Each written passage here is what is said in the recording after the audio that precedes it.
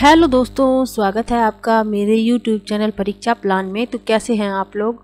I hope अच्छे होंगे। और जैसा कि आप लोगों को पता है कि हिस्ट्री को NCERT से पढ़ रहे हैं, तो क्लास 7th की बुक का 6वां चैप्टर है ईश्वर से अनुराग।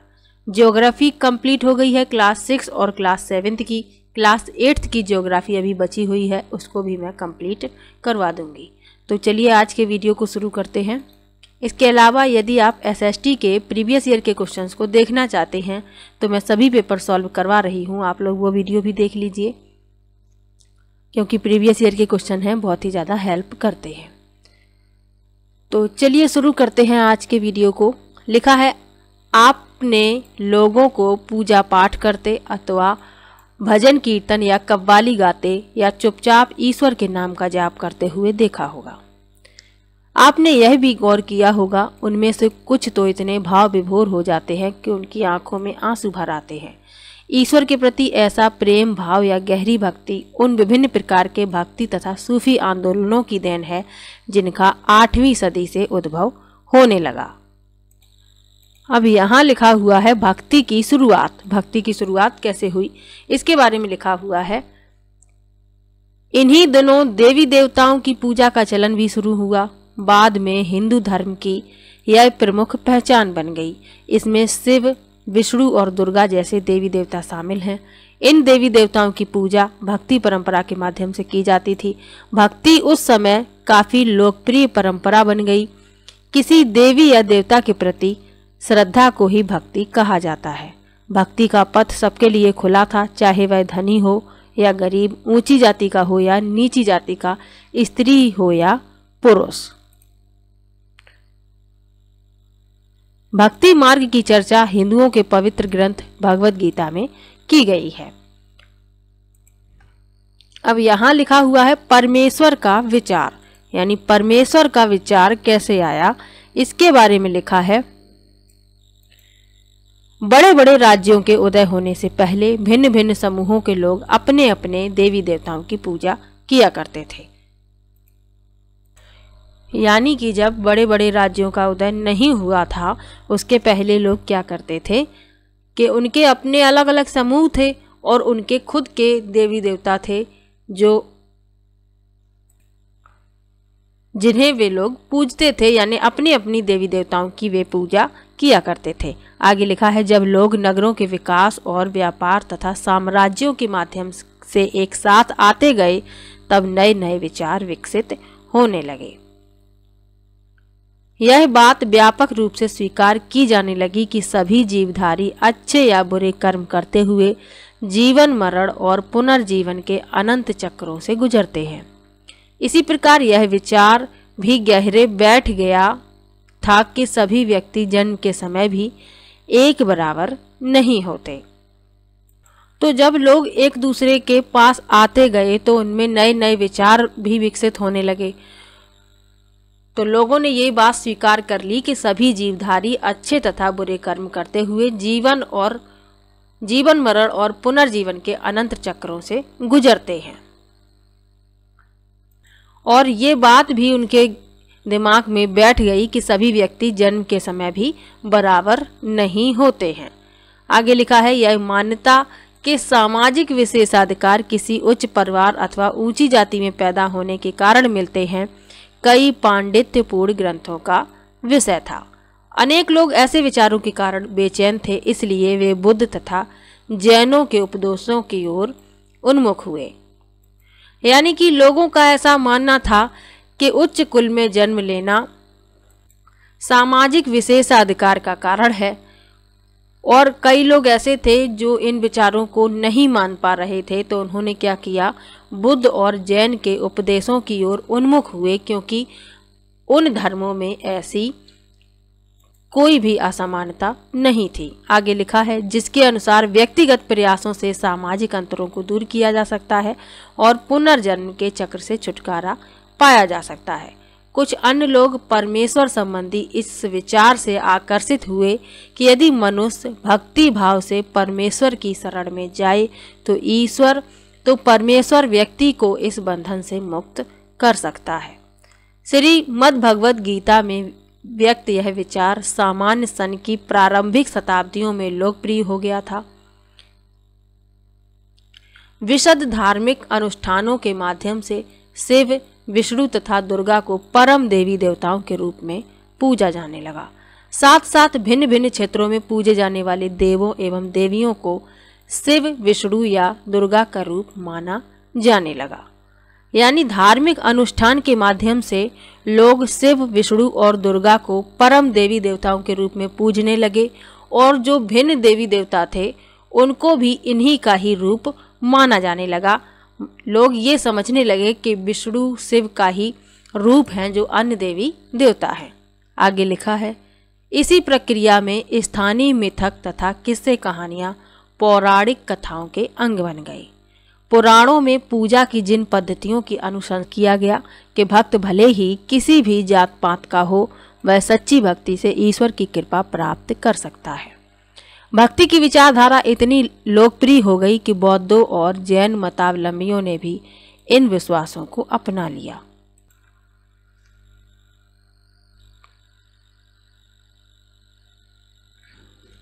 तो आगे चलकर पुराणों में इस बात का उल्लेख किया गया कि भक्त किसी भी जात पात का हो, यदि वह सच्ची भक्ति करता है तो वह ईश्वर को प्राप्त कर सकता है। और ये विचारधारा इतनी लोकप्रिय हो गई कि जैन और बौद्ध मतावलंबी जो थे वो भी इन्हें स्वीकार करने लगे। आगे लिखा है, दक्षिण भारत में भक्ति का एक नया प्रकार। तो दक्षिण भारत में भक्ति का एक नया प्रकार, उसके बारे में बताया गया है नैनार और अलवार।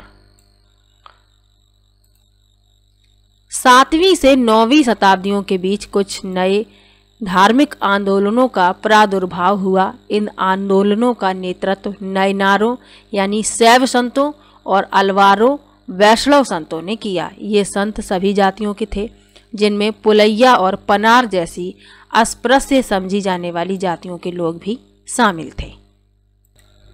तो जो नैनार थे वे शिव भक्त थे और अलवार थे वे वैष्णव यानी विष्णु के भक्त थे। तो ये बातें याद रखनी हैं। और इनमें पुलैया और पनार जैसी अस्पृश्य समझी जाने वाली जातियों के लोग भी शामिल थे। आगे लिखा है, वे बौद्धों और जैनों के कटु आलोचक थे। कौन? नैनार और अलवार। और शिव तथा विष्णु के प्रति सच्चे प्रेम को मुक्ति का मार्ग बताते थे। उन्होंने संगम साहित्य, तमिल साहित्य का प्राचीनतम उदाहरण और सामान्य सन यानी ईसवी सन की प्रारंभिक शताब्दियों में रचित। तो उन्होंने संगम साहित्य में समाहित प्यार और सूरवीरता के आदर्शों को अपनाकर भक्ति के मूल्यों में उनका समावेश किया था। नैनार और अलवार घुमक्कड़ साधु संत थे। वे जिस किसी स्थान या गांव में जाते थे वहां के स्थानीय देवी देवताओं की प्रशंसा में सुंदर कविताएं रचकर उन्हें संगीतबद्ध किया करते थे।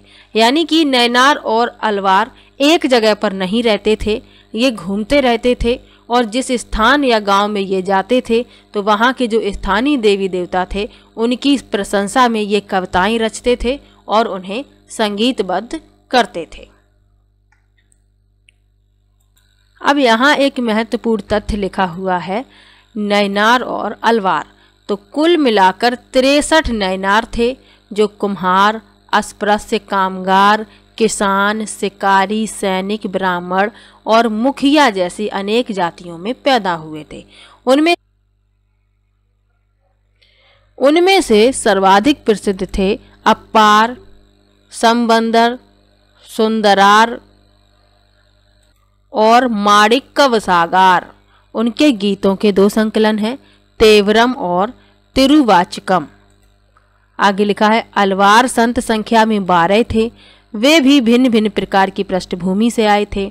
उनमें से सर्वाधिक प्रसिद्ध थे पेरिय अलवार, उनकी पुत्री अंडाल, तोंडर डिप्पोडी अलवार और नम्मालवार। उनके गीत दिव्य प्रबंधम में संकलित हैं। आगे लिखा है, 10वीं से 12वीं सदियों के बीच चोल पांड्यन राजाओं ने उन अनेक धार्मिक स्थलों पर विशाल मंदिर बनवा दिए जहां की संत कवियों ने यात्रा की थी। इस प्रकार भक्ति परंपरा और मंदिर पूजा के बीच गहरे संबंध स्थापित हो गए। क्योंकि धार्मिक स्थलों पर मंदिरों को बनवा दिया गया।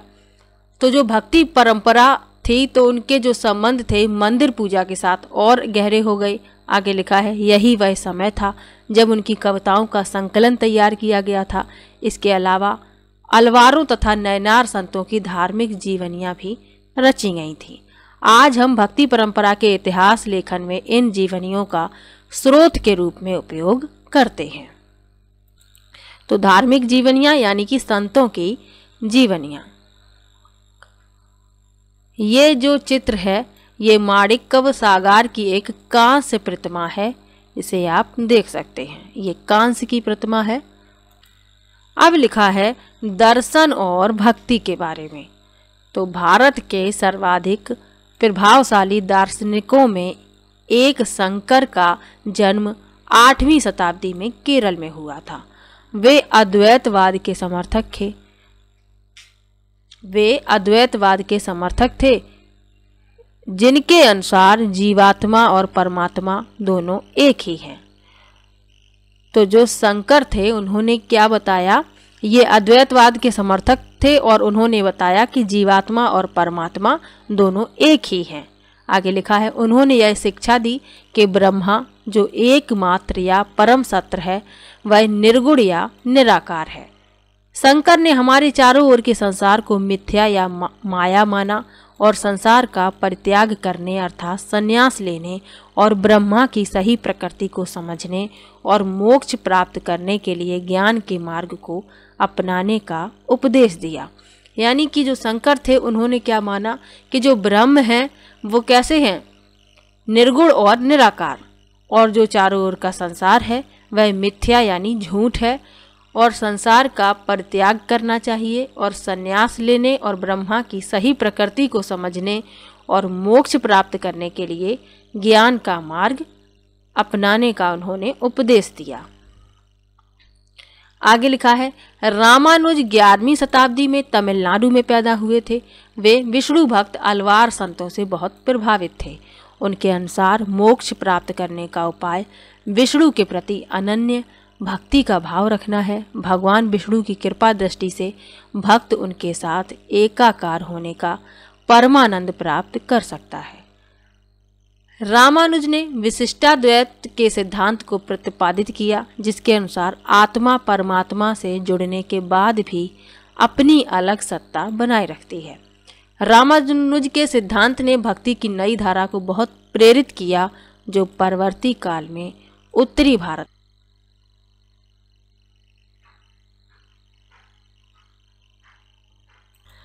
तो रामानुज जो थे वे विष्णु के उपासक थे और इन्होंने विशिष्टाद्वैत के सिद्धांत का प्रतिपादन किया और क्या बताया कि आत्मा परमात्मा से जुड़ने के बाद भी अपनी अलग सत्ता को बनाए रखती है। अब लिखा हुआ है बसवन्ना का वीर शैववाद।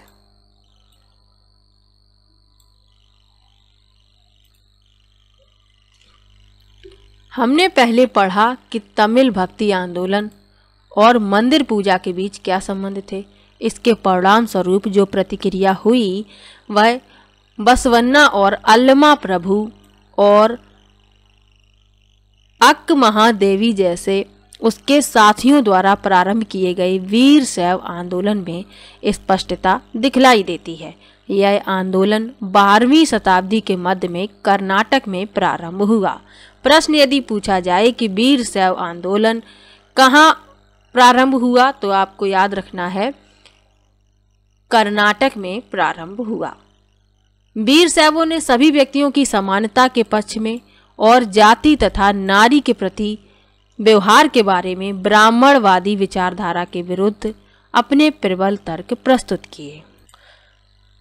इसके अलावा वे सभी प्रकार के कर्मकांडों और मूर्ति आंदोलनकारी जो थे तो ये कर्मकांडों और मूर्ति पूजा के विरोधी थे। इसके अलावा इन्होंने समानता के पक्ष में जाति और नारी के प्रति व्यवहार के बारे में ब्राह्मणवादी विचारधारा के विरुद्ध अपने प्रबल तर्क प्रस्तुत किए थे।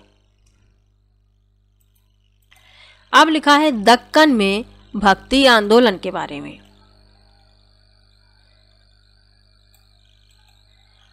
13वीं से 17वीं शताब्दी तक महाराष्ट्र में अनेकानेक संत कवि हुए, जिनके सरल मराठी भाषा में लिखे गए गीत आज भी जनमन को प्रेरित करते हैं।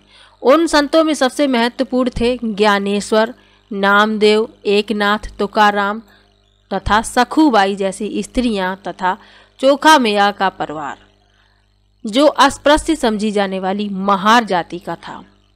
भक्ति की यह क्षेत्रीय परंपरा पंढरपुर में विट्ठल और जनमन के हृदय में विराजमान व्यक्तिगत देव संबंधी विचारों पर केंद्रित थी। यानी कि महाराष्ट्र में अनेक संत कवि हुए जो मराठी भाषा में गीत लिखते थे, जो आज भी लोगों को प्रेरित करते हैं। उनमें से जो महत्वपूर्ण कवि और संत थे ज्ञानेश्वर, नामदेव, एकनाथ, तुकाराम और सखूबाई जैसी स्त्रियां। इसके अलावा चोखा मैया का परिवार जो है महार जाति से था और ये अस्पृश्य समझी जाने वाली जाति थी। आगे लिखा है, भक्ति की यह क्षेत्रीय परंपरा पंढरपुर में विट्ठल और जनमन के हृदय में विराजमान व्यक्तिगत देव ईश्वर संबंधी विचारों पर केंद्रित थी। इन संत कवियों ने सभी प्रकार के कर्म कांडों, पवित्रता के ढोंगों और जन्म पर आधारित सामाजिक अंतरों का विरोध किया। यहाँ तक कि उन्होंने संन्यास के विचार को भी ठुकरा दिया और किसी भी अन्य व्यक्ति की तरह रोजी रोटी कमाते हुए परिवार के साथ रहने और विनम्रता पूर्वक जरूरतमंद साथी व्यक्तियों की सेवा करते हुए जीवन बिताने को अधिक। ये जो संत कवि थे, इन्होंने कर्मकांडों, पवित्रता के ढोंगों और जन्म पर आधारित सामाजिक अंतरों का विरोध किया था और इन्होंने संन्यास के विचार को भी ठुकरा दिया था। ये मानते थे कि परिवार के साथ रहकर रोजी रोटी कमाते हुए और किसी जरूरतमंद व्यक्ति की सेवा करते हुए जीवन को बिताना अधिक प्रिय है। आगे लिखा है, उन्होंने इस बात पर बल दिया कि असली भक्ति दूसरों के दुखों को बांट लेना है। इससे एक नए मानवतावादी विचार का उद्भव हुआ। जैसा कि सुप्रसिद्ध गुजराती संत नरसिंह मेहता ने कहा था, वैष्णव जन तो तेने कहिए पीर पराई जाने रे। तो ये जो कवि संत थे, ये मानते थे कि असली भक्ति क्या है, दूसरों के दुखों को बांट लेना। अब लिखा है नाथपंथी, सिद्ध और योगी के बारे में, तो चलिए इनके बारे में भी पढ़ लेते हैं। लिखा है, इस काल में अनेक धार्मिक समूह उभरे जिन्होंने साधारण तर्क वितर्क का सहारा लेकर रूढ़िवादी धर्म के कर्म कांडों और अन्य बनावटी पहलुओं तथा समाज व्यवस्था की आलोचना की। उनमें नाथपंथी, सिद्धाचार और योगी जन उल्लेखनीय हैं। तो जो ये नाथपंथी, सिद्ध और योगी थे, इन्होंने साधारण तर्क वितर्क का सहारा लिया और जो रूढ़िवादी धर्म के कर्मकांड, बनावटी पहलू और जो सामाजिक व्यवस्था थी उसकी आलोचना की। आगे लिखा है, उन्होंने संसार का परित्याग करने का समर्थन किया। उनके विचार से निराकार परम सत्य का चिंतन मनन और उसके साथ एक हो जाने की अनुभूति ही मोक्ष का मार्ग है। यानी कि ये मानते थे कि संसार का परित्याग कर देना चाहिए। आगे लिखा है, इसके लिए उन्होंने योगासन, प्राणायाम, चिंतन मनन जैसी क्रियाओं के माध्यम से मन एवं शरीर को कठोर प्रशिक्षण देने की आवश्यकता पर बल दिया। ये समूह खास तौर पर नीची कही जाने वाली जातियों में बहुत लोकप्रिय हुए। उनके द्वारा की गई रूढ़िवादी धर्म की आलोचना ने भक्ति मार्गी धर्म के लिए आधार तैयार किया, जो आगे चलकर उत्तर भारत में लोकप्रिय शक्ति बन गया। यानी कि ये जो नाथपंथी थे और सिद्ध और योगी थे, तो ये क्या मानते थे कि शरीर को कठोर प्रशिक्षण देने की आवश्यकता है और इसके लिए इन्होंने योगासन, प्राणायाम और चिंतन मनन जैसी क्रियाओं पर बल दिया और ये नीची जाति में बहुत लोकप्रिय हुए।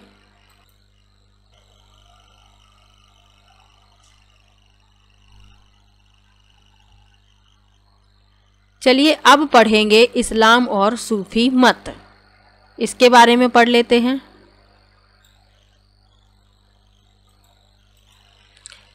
लिखा है, संतों और सूफियों में बहुत अधिक समानता थी, यहाँ तक कि यह भी माना जाता था कि उन्होंने आपस में कई विचारों का आदान प्रदान किया और उन्हें अपनाया।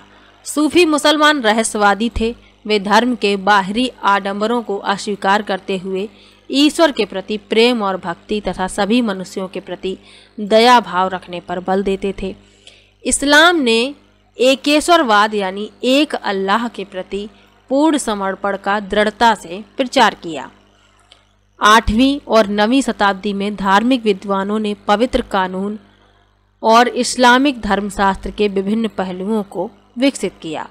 इस्लाम धीरे धीरे और जटिल होता गया, जबकि सूफियों ने एक अलग रास्ता दिखाया जो ईश्वर के प्रति व्यक्तिगत समर्पण पर बल दिया। सूफी लोगों ने मुस्लिम धार्मिक विद्वानों द्वारा निर्धारित विशद कर्मकांड और आचार संहिता को बहुत कुछ अस्वीकार कर दिया। वे ईश्वर के साथ ठीक उसी प्रकार जुड़े रहना चाहते थे जिस प्रकार एक प्रेमी दुनिया की परवाह किए बिना अपनी प्रियतमा के साथ जुड़े रहना चाहता है।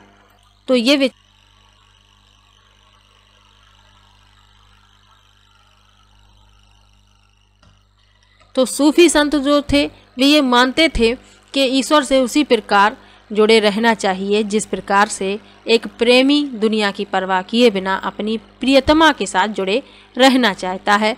आगे लिखा है, संत कवियों की तरह सूफी लोग भी अपनी भावनाओं को व्यक्त करने के लिए काव्य रचना किया करते थे। जिस प्रकार से संत कवि किया करते थे उसी प्रकार सूफी लोग भी अपनी भावनाओं को व्यक्त करने के लिए काव्य की रचना किया करते थे। आगे लिखा है, गद्य में एक विस्तृत साहित्य तथा कई किस्से कहानियां इन सूफी संतों के इर्द गिर्द विकसित हुईं। मध्य एशिया के महान सूफी संतों में गज़ाली, रूमी और सादी के नाम उल्लेखनीय हैं।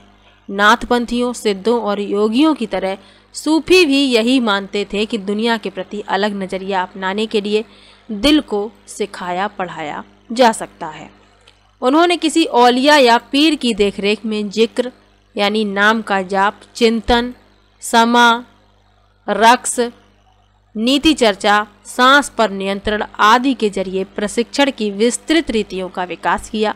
इस प्रकार आध्यात्मिक सूफी उस्तादों की पीढ़ियों सिलसिलाओं का प्रादुर्भाव हुआ। इनमें से हर एक सिलसिला निर्देशों व धार्मिक क्रियाओं का थोड़ा बहुत अलग तरीका अपनाती थी। तो जैसे नाथपंथी का विचार था वैसे ही सूफी लोगों का भी विचार था। तो इनके विचार जो हैं समान दिखाई पड़ते हैं, क्योंकि ये भी मानते थे कि दुनिया के प्रति अलग नज़रिया अपनाया जा सकता है और इसके लिए दिल को पढ़ाया सिखाया जा सकता है। यहाँ क्या लिखा हुआ है, कश्मीर में 15वीं एवं 16वीं सदियों में सूफीवाद के ऋषि पंथ का उदय हुआ। इस पंथ की स्थापना शेख नूरुद्दीन वली, जिन्हें नंद ऋषि के नाम से भी जाना जाता है, ने की और जिसने कश्मीर के लोगों के जीवन पर गहरा प्रभाव डाला। ऋषि संतों को समर्पित कई स्मारक कश्मीर के कई भागों में पाए जाते हैं।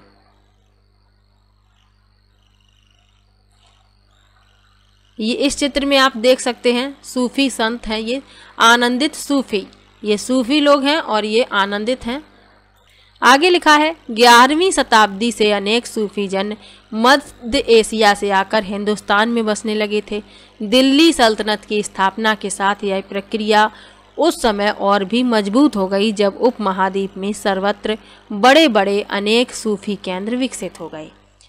चिश्ती सिलसिला इन सभी सिलसिलों में सबसे अधिक प्रभावशाली था। इसमें औलियाओं की एक लंबी परंपरा थी, जैसे अजमेर के ख्वाजा मोइनुद्दीन चिश्ती, दिल्ली के कुतुबुद्दीन बख्तियार काकी, पंजाब के बाबा फरीद, दिल्ली के ख्वाजा निजामुद्दीन औलिया और गुलबर्ग के बंदा नवाज गिसूदराज। आगे लिखा है, सूफी संत अपने खानकाहों में विशेष बैठकों का आयोजन करते थे। इम्पोर्टेंट, यहीं से प्रश्न पूछा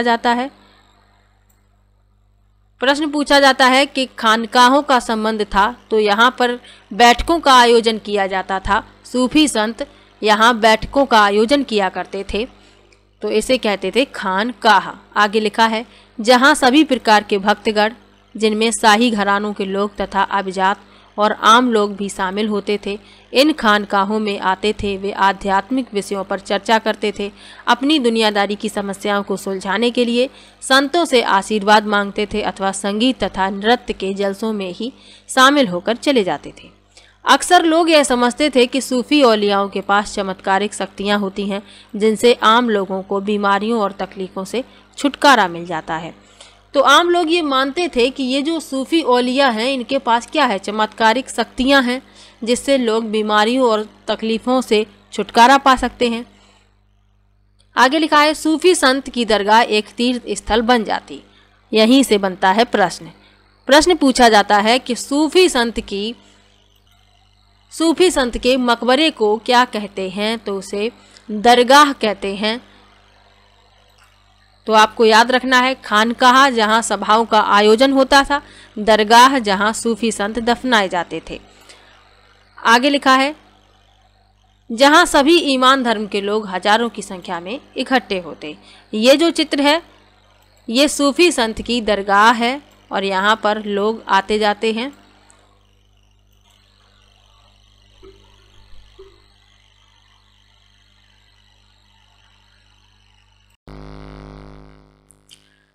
अब पढ़ेंगे उत्तर भारत में धार्मिक बदलाव के बारे में, लेकिन उसके पहले दो महत्वपूर्ण तथ्य हैं, उनको पढ़ लेते हैं। यहाँ आप देख सकते हैं, कुरान की पांडुलिपि से लिया गया एक पृष्ठ, दक्कन परवर्ती 15वीं शताब्दी।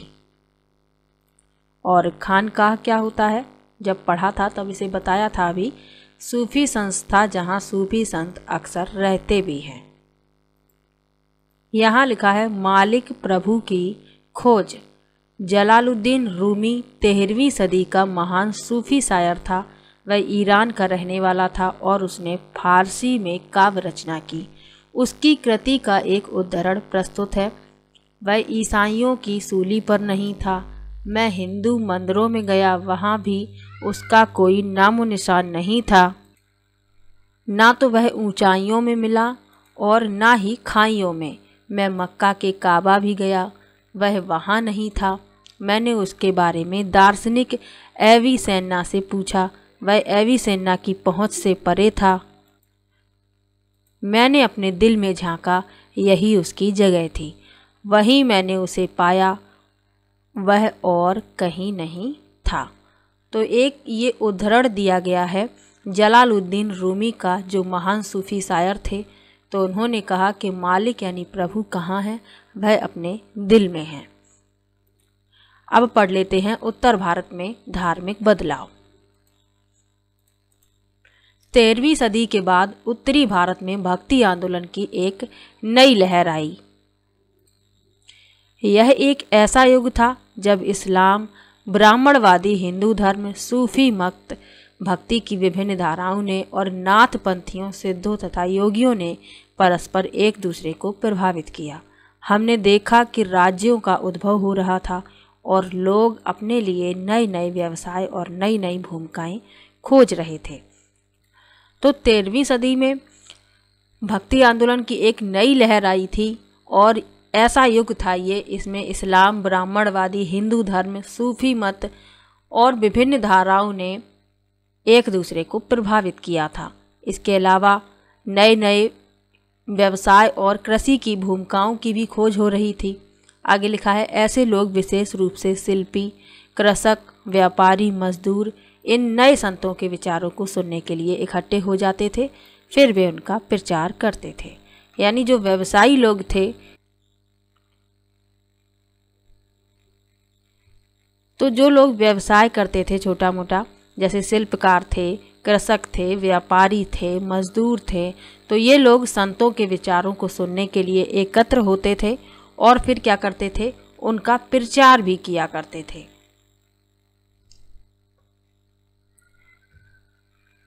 आगे लिखा है, उनमें से कबीर और बाबा गुरु नानक जैसे कुछ संतों ने सभी आडंबरपूर्ण रूढ़िवादी धर्मों को अस्वीकार कर दिया।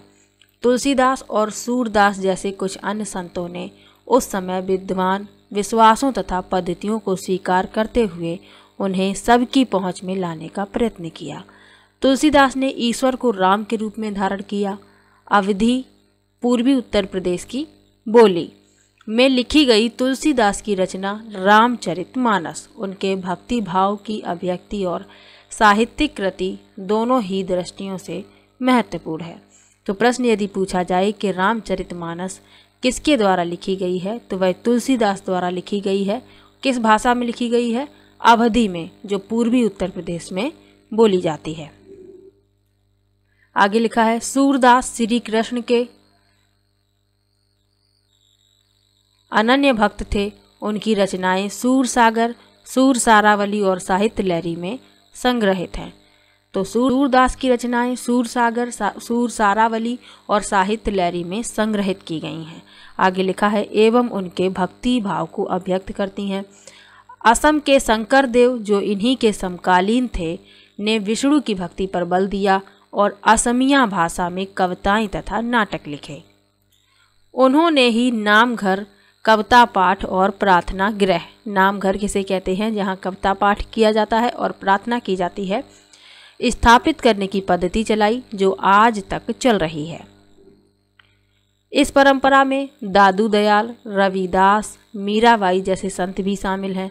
मीराबाई एक राजपूत राजकुमारी थीं, जिनका विवाह 16वीं शताब्दी में मेवाड़ के एक राजसी घराने में हुआ था। मीराबाई रविदास, जो अस्पृश्य जाति के माने जाते थे, की अनुयायी बन गईं। वे कृष्ण के प्रति समर्पित थीं और उन्होंने अपने गहरे भक्ति भाव को कई भजनों में अभिव्यक्त किया। उनके गीतों ने उच्च जातियों के रीतियों नियमों को खुली चुनौती दी तथा ये गीत राजस्थान व गुजरात के जनसाधारण में बहुत लोकप्रिय हुए। इन संतों में अधिकांश विशिष्ट अभिलक्षण यह है कि इनकी कृतियाँ क्षेत्रीय भाषाओं में रची गई हैं और इन्हें आसानी से गाया जा सकता है। यानी ये जो संत थे, ये जो रचनाएं करते थे, तो ये क्षेत्रीय भाषा में करते थे ताकि इन्हें आसानी से गाया जा सके। आगे लिखा है, इसलिए ये बेहद लोकप्रिय हुई और पीढ़ी दर पीढ़ी मौखिक रूप से चलती रहीं। प्रायः इन गीतों के प्रसारण में सर्वाधिक निर्धन, सर्वाधिक वंचित समुदाय और महिलाओं की भूमिका रही है। प्रसारण की इस प्रक्रिया में ये सभी लोग अक्सर अपने अनुभव भी जोड़ देते थे। यानी लोग जब इनकी कृतियों का प्रसारण करते थे तो अपने अनुभव भी उसमें जोड़ देते थे, जो आम लोग थे। आगे लिखा है, इस तरह आज मिलने वाले गीत संतों की रचनाएं तो हैं ही, साथ ही साथ उन पीढ़ियों के लोगों की रचनाएं मानी जा सकती हैं जो उन्हें गाया करते थे। वे हमारी जीती जागती जन संस्कृति का अंग बन गई हैं। यहाँ एक महत्वपूर्ण तथ्य लिखा हुआ है, भक्ति संतों का एक महत्वपूर्ण योगदान संगीत के विकास में था। बंगाल के जयदेव ने संस्कृत में गीत गोविंद की रचना की। ये प्रश्न पूछा जाता है कि गीत गोविंद की रचना किसने की, तो संस्कृत भाषा में जयदेव ने की।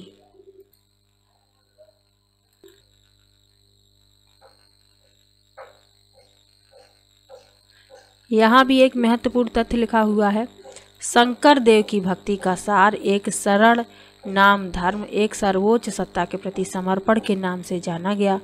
शंकर देव की शिक्षाएं भगवत गीता तथा भागवत पुराण पर आधारित हैं। उन्होंने ज्ञान के प्रसार के लिए सत्र या मठों की स्थापना को प्रोत्साहित किया। उनकी प्रमुख रचना में कीर्तन घोष शामिल है। तो ये कीर्तन घोष याद रखना है आप लोगों को। यहाँ आप इस मैप में मुख्य भक्ति संत तथा उनसे जुड़े क्षेत्र देख सकते हैं।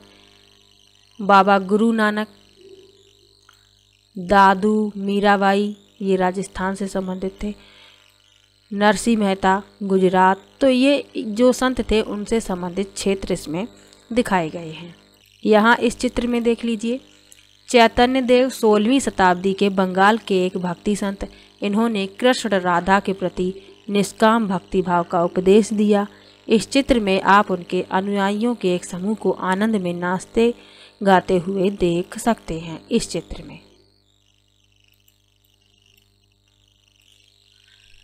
तो तुलसीदास के बारे में जान लिया, सूरदास के बारे में, मीराबाई के बारे में। अब जानेंगे कबीर नज़दीक से एक नज़र, यानी कबीर दास के बारे में लिखा हुआ है। कबीर संभवतः 15वीं-16वीं सदी में हुए थे। वे एक अत्यधिक प्रभावशाली संत थे। उनका पालन पोषण बनारस में या उसके आसपास के एक मुसलमान जुलाहा यानी बुनकर परिवार में हुआ था। उनके जीवन के बारे में हमारे पास बहुत कम विश्वसनीय जानकारी है। हमें उनके विचारों की जानकारी उनकी साखियों और पदों के विशाल संग्रह से मिलती है, जिनके बारे में यह कहा जाता है कि इनकी रचना तो कबीर ने की थी, परंतु ये घुमंतु भजन गायकों द्वारा गाए जाते थे। इनमें से कुछ भजन गुरु ग्रंथ साहब, पंचवाड़ी और बीजक में संग्रहित एवं सुरक्षित हैं।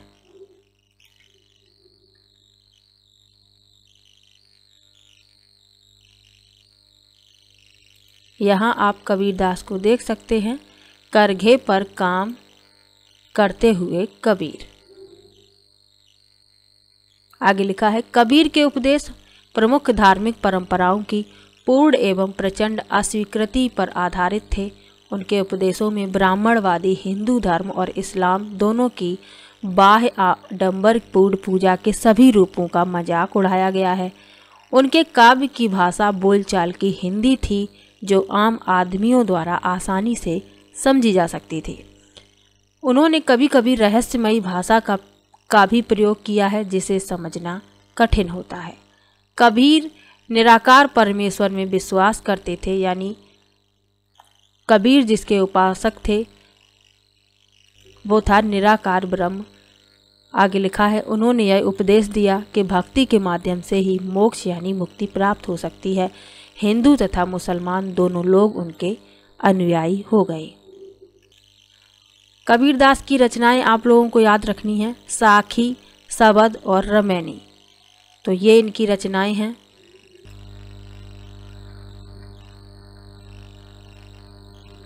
अब लिखा है बाबा गुरु नानक के बारे में, नज़दीक से एक नज़र। बाबा गुरु नानक नज़दीक से एक नज़र। तो चलिए इनके बारे में भी पढ़ लेते हैं। कबीरदास के बारे में पढ़ लिया। लिखा है, कबीर की अपेक्षा बाबा गुरु नानक के बारे में हम कहीं अधिक जानते हैं। तो कबीरदास थे, उनके बारे में ज़्यादा जानकारी प्राप्त नहीं है कि उनका जन्म किस परिवार में हुआ था, कहाँ हुआ था, ये सब कुछ जानकारी उनके बारे में नहीं है। लेकिन गुरु नानक के बारे में ये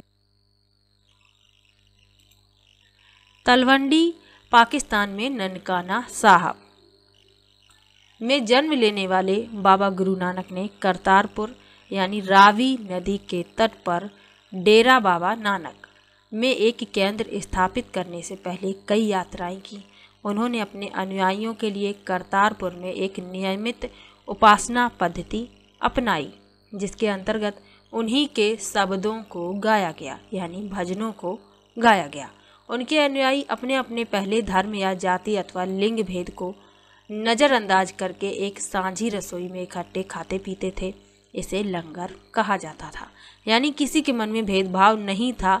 जाति, धर्म, लिंग से संबंधित लोग इकट्ठे ही एक ही रसोई में खाना पकाते और खाते, जिसे क्या कहा जाता था?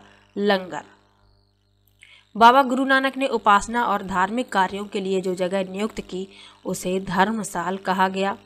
आज इसे गुरुद्वारा कहते हैं। जो आज के समय में गुरुद्वारा कहे जाते हैं, उन्हें पहले धर्मशाल कहा जाता था।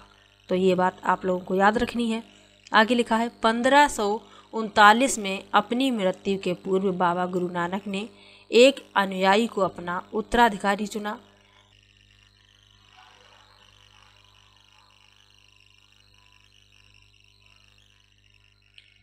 इनका नाम लहड़ा था, लेकिन ये गुरु अंगद के नाम से जाने जाते थे। गुरु अंगद नाम का महत्व यह था कि गुरु अंगद बाबा गुरु नानक के ही अंग माने गए। गुरु अंगद ने बाबा गुरु नानक की रचनाओं का संग्रह किया और उस संग्रह में अपनी कृतियां भी जोड़ दी। तो गुरु अंगद ने क्या किया? गुरु नानक की जो रचनाएं थीं उनका संग्रह किया और जो कृतियां उनके द्वारा रचित हैं उनको भी उन्हीं में जोड़ दिया।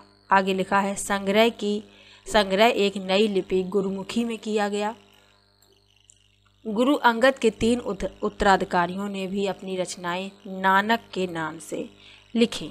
तो गुरु नानक के उत्तराधिकारी थे गुरु अंगद और इनके 3 उत्तराधिकारी थे जिन्होंने नानक के नाम से अपनी रचनाएं लिखी थीं। आगे लिखा है, इन सभी का संग्रह गुरु अर्जन ने 1604 में किया। इस संग्रह में शेख फरीद, संत कबीर, भगत नामदेव और गुरु तेग बहादुर जैसे सूफियों, संतों और गुरुओं की वाणी जोड़ी गई। 1706 में इस बृहत संग्रह को गुरु तेग बहादुर के पुत्र व उत्तराधिकारी गुरु गोबिंद सिंह ने प्रमाणित किया। आज इस संग्रह को सिखों के पवित्र ग्रंथ गुरु ग्रंथ साहब के रूप में जाना जाता है। तो ये संग्रह है, गुरु नानक के बाद गुरु अंगद ने किया उनकी रचनाओं का संग्रह और उसमें अपनी रचनाएं जोड़ी। उसके बाद उनके 3 उत्तराधिकारी थे जिन्होंने नानक के नाम से रचनाएं लिखी और उन सभी का संग्रह किसने किया? गुरु अर्जन ने किया। उसके बाद क्या हुआ? 1706 में इस बृहत संग्रह यानी एक बड़ा संग्रह हो गया था। तो गुरु तेग बहादुर के पुत्र थे और उत्तराधिकारी भी थे गुरु गोबिंद सिंह। तो उन्होंने इस संग्रह को प्रमाणित किया जो आज सिखों के पवित्र ग्रंथ गुरु ग्रंथ साहब के नाम से जाना जाता है। आगे लिखा है, 16वीं शताब्दी में बाबा गुरु नानक के उत्तराधिकारियों के नेतृत्व में उनके अनुयायियों की संख्या का विस्तार हुआ।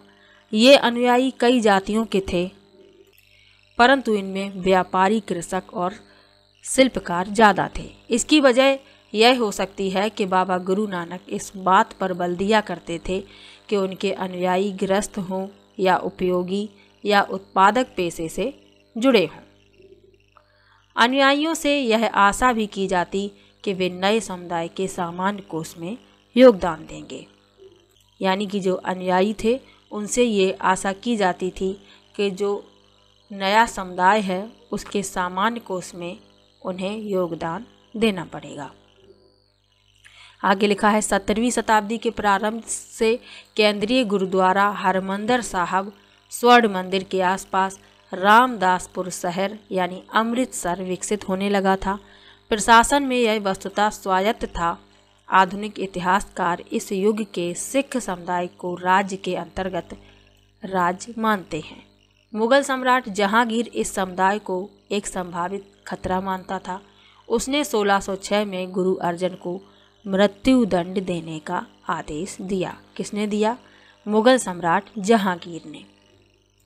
आगे लिखा है, 17वीं शताब्दी में सिख आंदोलन का राजनीतिकरण शुरू हो गया, जिसका दूरगामी परिणाम यह हुआ कि 1699 में गुरु गोबिंद सिंह ने खालसा की संस्था का निर्माण किया। प्रश्न पूछा जाता है कि खालसा का निर्माण किसने किया? तो गुरु गोबिंद सिंह ने। आगे लिखा है, खालसा पंथ के नाम से जाना जाने वाला सिख समुदाय अब एक राजनीतिक सत्ता बन गया था। तो खालसा पंथ के संस्थापक हैं गुरु गोबिंद सिंह। आगे लिखा है, 16वीं और 17वीं शताब्दियों की बदलती हुई ऐतिहासिक परिस्थितियों ने सिख आंदोलन के विकास को प्रभावित किया।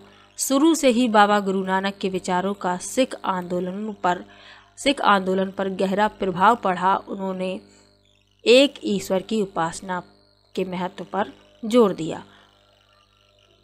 तो बाबा गुरु नानक जो थे उन्होंने एक ईश्वर की उपासना पर जोर दिया था। आगे लिखा है, उन्होंने आग्रह किया कि जाति, धर्म, लिंग भेद मुक्ति प्राप्ति के लिए कोई मायने नहीं रखता। उनके लिए मुक्ति किसी निष्क्रिय आनंद की स्थिति नहीं थी, बल्कि सक्रिय जीवन व्यतीत करने के साथ साथ सामाजिक प्रतिबद्धता की निरंतर कोशिशों में ही निहित थी। अपने उपदेश के सार को व्यक्त करने के लिए उन्होंने 3 शब्दों का प्रयोग किया। कौन कौन से हैं वे 3 शब्द? नाम, दान और स्नान। नाम से उनका तात्पर्य सही उपासना से था, दान का तात्पर्य दूसरों का भला करना और स्नान का तात्पर्य आचार विचार की पवित्रता। आज उनके उपदेशों को नाम जपना, कीर्त करना और बंड छकना के रूप में याद किया जाता है। ये अवधारणाएं भी उचित विश्वास और उपासना, ईमानदारी पूर्ण निर्वाह और संसाधनों को मिल बांटकर प्रयोग करना यानी कि दूसरों की मदद के महत्व को रेखांकित करती हैं। इस तरह बाबा गुरु नानक के समानता के विचारों के सामाजिक राजनीतिक मायने थे। शायद इसी बात से हमें बाबा गुरु नानक और उनके अनुयायियों के इतिहास और कबीर, रविदास एवं दादू जैसे संतों और उनके अनुयायियों जिनके विचार बाबा गुरु नानक के विचारों के काफ़ी करीब थे के इतिहास में फ़र्क को समझने में मदद मिलती है। तो आज का ये लेसन यहीं पर समाप्त होता है। ईश्वर से अनुराग लेसन का नाम था, जिसमें तुलसीदास, गुरु नानक, कबीर, मीराबाई इन सब के बारे में जाना और किस तरह से भक्ति की शाखाएं विस्तारित होती चली गई, इन सब के बारे में जाना। तो चलिए मिलते हैं नेक्स्ट वीडियो में।